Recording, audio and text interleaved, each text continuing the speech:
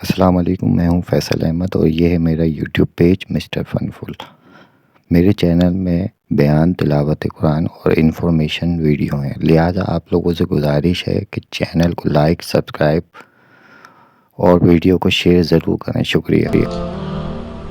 شریعت اسلامیہ نے تو نکاح کو آسان قرار دیا، اور یہ جو ہم اتنی لمبی چوڑی باراتیں لے کر کے چلے جاتے ہیں بیٹی والوں کے گھر میں، تو اسلام میں تو اس کا ایسا کوئی تصور نہیں ہے۔ 500 600 لوگ بیٹی والوں کے ہاں چلے جاتے ہیں اور جس طرح کسی محاذ پہ جا رہے ہیں۔ نکاح فی المساجد کا رواج اگر ڈالا جائے تو ہماری زندگیاں سوکھی ہو جاتی ہیں۔ یہ جو مروج سلسلہ ہے، اس سے غریب لوگ تو پریشان ہیں ہی، امیر لوگ بھی سکھ میں نہیں ہیں۔ آج 1 کروڑ روپیہ شادی پہ خرچ آ رہا ہے، اور جس کی 4 بیٹیاں ہیں وہ ساری زندگی اسی کام میں ہی لگا رہتا ہے۔ اور غریبوں کی زندگی تو اجیرن ہے۔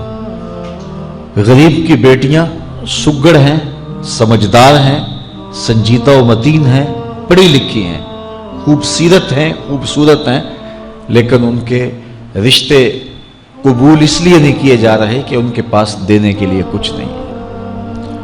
اور اب ایک سلسلہ چلا جہیز فنڈ کا اور اجتماعی شادیوں کا، تو شاید کسی کے لیے اس میں تسکین ہو، لیکن میں تو ایک مرتبہ ایسی تقریب میں گیا ہوں تو دکھی ہو کے آیا ہوں۔ ہر شخص کا اپنا مزاج ہوتا ہے، مختلف تنظیمات، مختلف لوگ غریب بچیوں کی اجتماعی شادیاں کر رہے ہیں۔ تو میں ایک تقریب میں مجھے کھینچ کے کچھ لوگ لے گئے۔ میں نے کہا مجھے تجربہ تو نہیں ہے، لیکن مجھے لگتا ہے کہ میرے لیے تکلیف کا سامان ہوگا، اور دوست جس مقصد کے لیے مجھے لے کے جا رہے ہیں تو ان کا مقصد بھی پورا نہیں ہوگا۔ ایسا ہی ہوا۔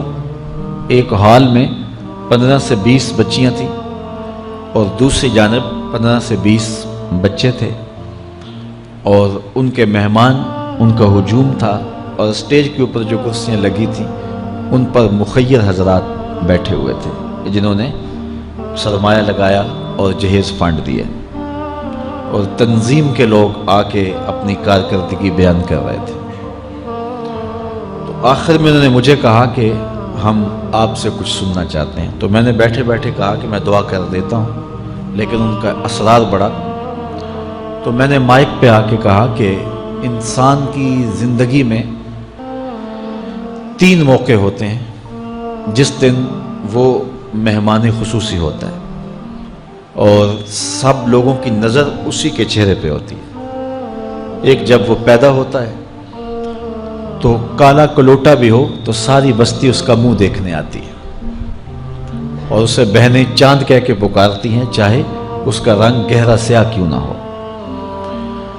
دوسرا موقع انسان پر اس وقت آتا ہے جب وہ دولہا بنتا ہے، تو سارے لوگ اسی کو دیکھتے ہیں، اور وہ نگاہوں کا مرکز ہوتا ہے، اور چیف گیسٹ وہی ہوتا ہے۔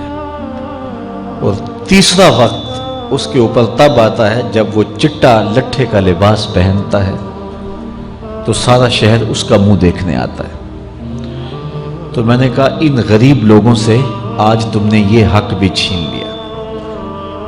آج مخیر حضرات کو اوپر بٹھایا اور ان کو نیچے بٹھایا ہوا ہے، اس لیے کہ یہ غریب ہیں، اور کسی کے چہرے کے اوپر میں نے کہا خوشی کے آثار نہیں نظر آ رہے، اداسیاں ہیں، اور اتنے لوگوں کو ان کی غربت کا گواہ بنا رہے۔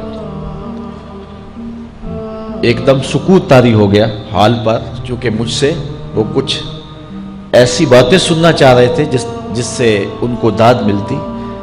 میں نے کہا تمہارے جذبے اپنی جگہ پہ، لیکن کاش کے رات کے اندھیرے میں ان بیٹیوں کے ماں باپ کو تم نے کچھ پیش کیا ہوتا، اور یہ اپنے گھر سے رخصت ہوتی تو عرش والا رب بڑا راضی ہوتا۔ لیکن برا کرے نمائش کا کہ ہم نے ان بیٹیوں کا تماشا لگا دیا۔ میں ایک شہر میں گیا تو وہاں آج کل وہ پہلے تھا نا عمرے کے ٹکٹ محفل نعت میں، تو آہستہ آہستہ مجمع سمٹ گیا، تو اب ایک نیا سلسلہ شروع ہوا ہے کہ جہیز کی پرچیاں نکالی جائیں گی۔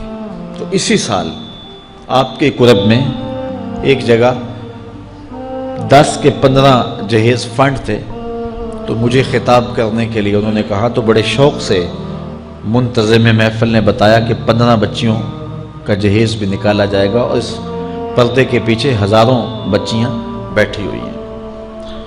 تو میں نے اپنی گفتگو میں کہا کہ یہ ظلم نہ کرو، یہ زیادتی نہ کرو، تمہارے پاس 100 لوگوں کا کھانا ہے تو 500 لوگوں کو نہ بلاؤ کہ تم قرعہ اندازی کر کے 100 آدمیوں کو کھانا دے دو اور 400 آدمیوں کو کہو کہ تمہارا نام نہیں نکلا۔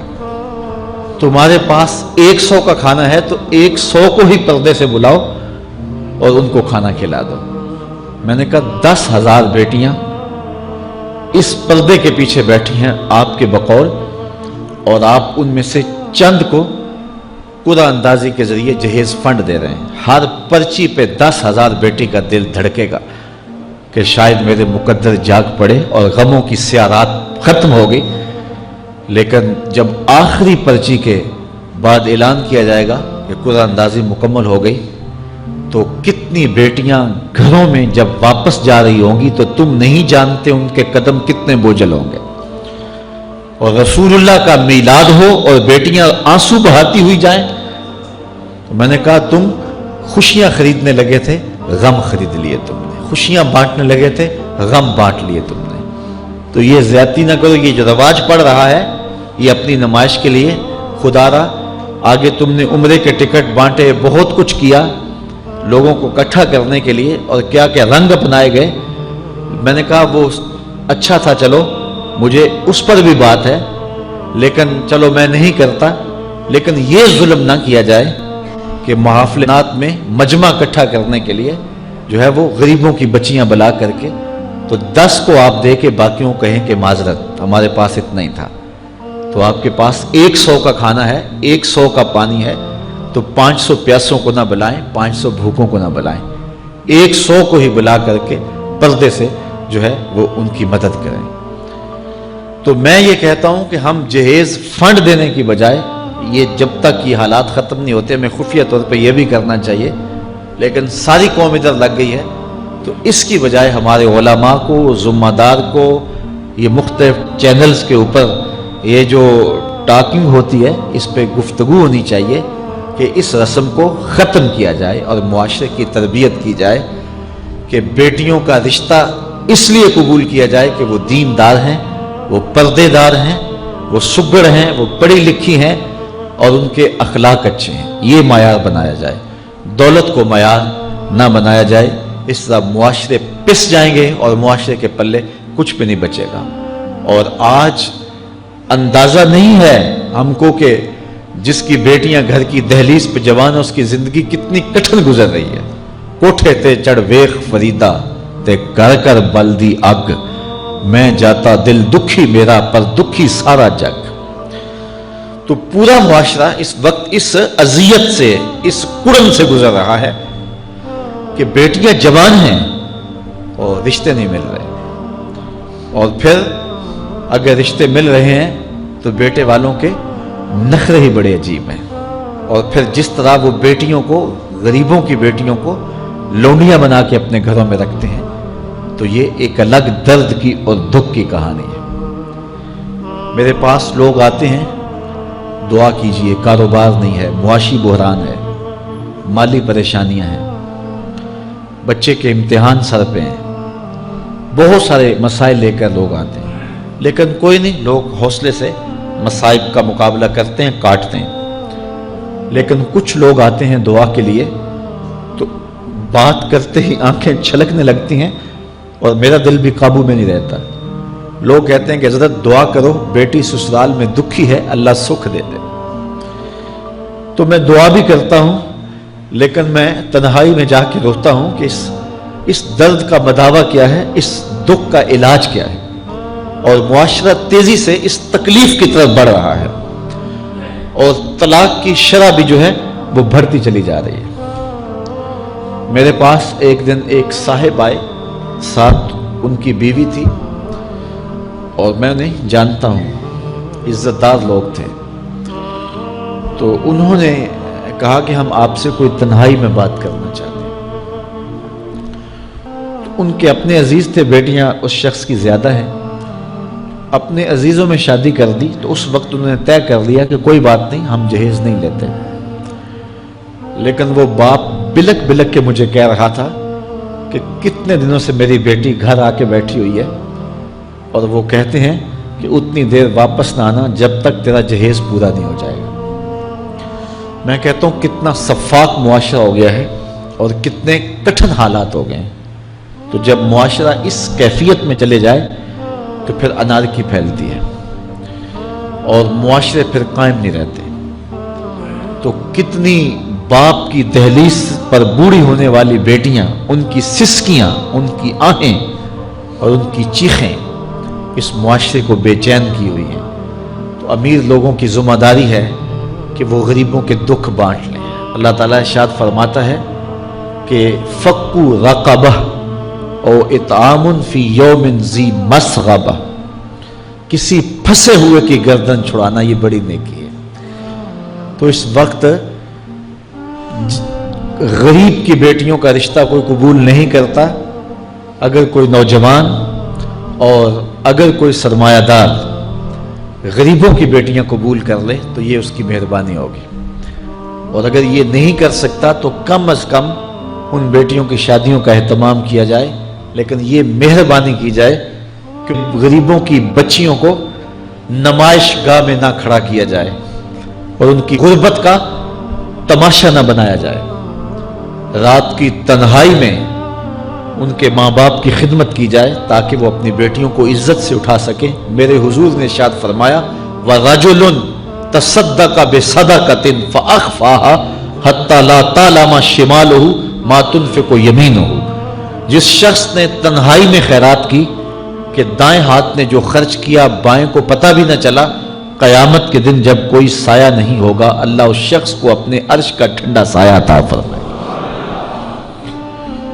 تو یہ جو اجتماعی شادیوں کا ماحول ہے، تو اگر اس کو ہم اس میں تبدیل کر لیں کہ غریبوں کی عزت نفس مجروح نہ ہونے پائے، تو اللہ تعالیٰ یہ توفیق نصیب فرمائے اور معاشرے کے اندر ایسے لوگ نکلیں جو معاشرے کے دکھ بانٹتے ہیں۔ اور علماء کو منبر و محراب سے زوردار آواز اٹھانی چاہیے کہ یہ جو رسم پیدا ہو گئی ہے جہیز کی، اور اس کے بغیر بیٹیاں گھر سے رخصت نہیں ہو سکتی ہیں، تو اس کو ختم کیا جائے اور اس کے خلاف عملی جہاد کیا جائے، اور اس کے لیے امیر لوگ نمونہ بنیں۔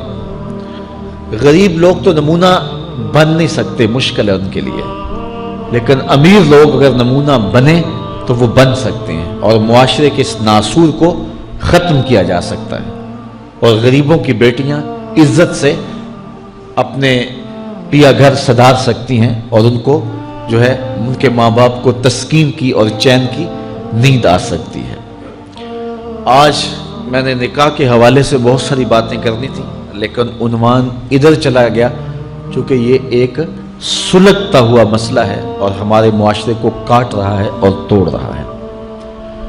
ایک تو گھروں کی دہلیز پہ بیٹیاں بوڑھی ہو رہی ہیں، اور دوسرا شرع طلاق جو ہے وہ بڑھتی چلی جا رہی ہے۔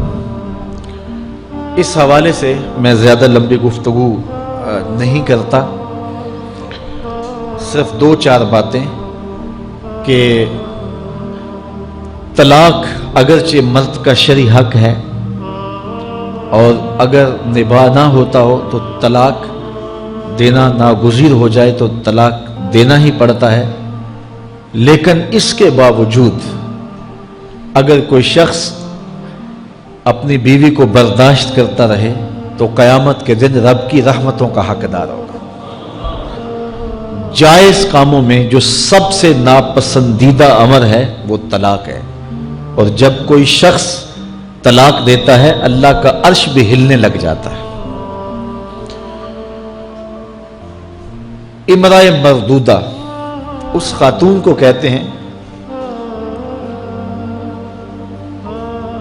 جس کے شوہر نے اس کو طلاق دے دی اور وہ اس قابل نہیں ہے کہ اس کا دوبارہ نکاح ہو سکے. پہلے ہی بڑی مشکل نکاح ہوا تھا، بدصورت تھی، جہیز نہیں لا سکی تھی، تو پہلے بڑی مشکل نکاح ہوا تھا، اب طلاق ہو گئی تو اب تو اور زیادہ امکان مشکل ہو گیا. تو وہ اپنے باپ کی دہلیز پہ بیٹھ گئی.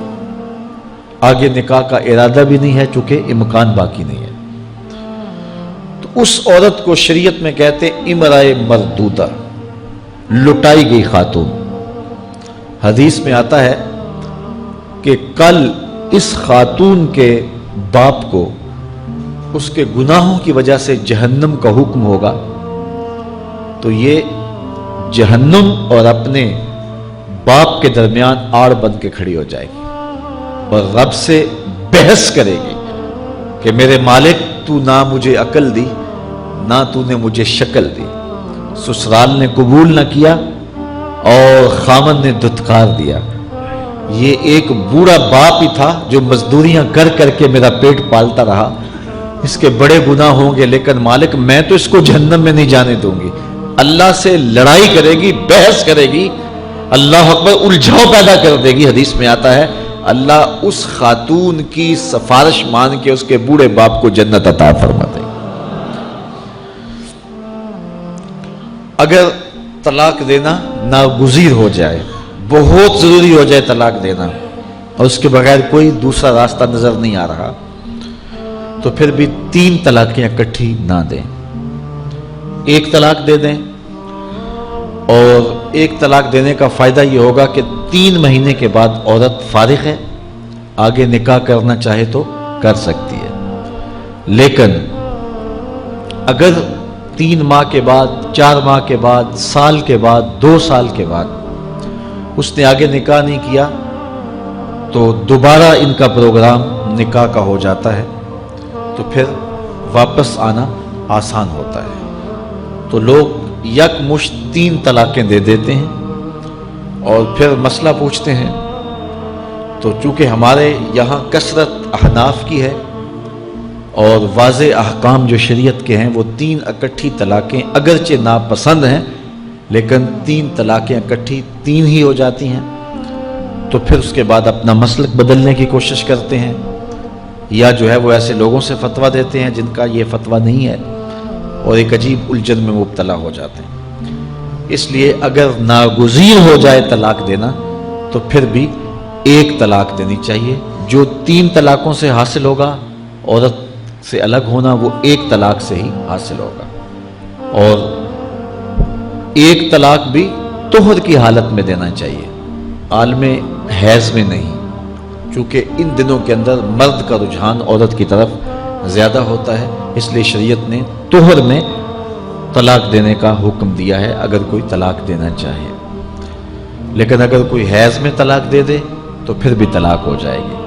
3 اکٹھی دے دیں پھر بھی طلاق ہو جائے گی. لیکن 1 طلاق اور وہ بھی طہر میں اگر دی جائے، ہاں مہینے کے وقفے کے بعد دی جائے تو پھر بھی موقع موجود ہوتا ہے. تو عمومی طور پہ لوگ 3 طلاقیں اکٹھی دے کے بعد میں پریشان ہوتے ہیں کیونکہ طلاق دینے کے بعد پھر پوزیشن سوچ کی اور گمان کی اور ہوتی ہے.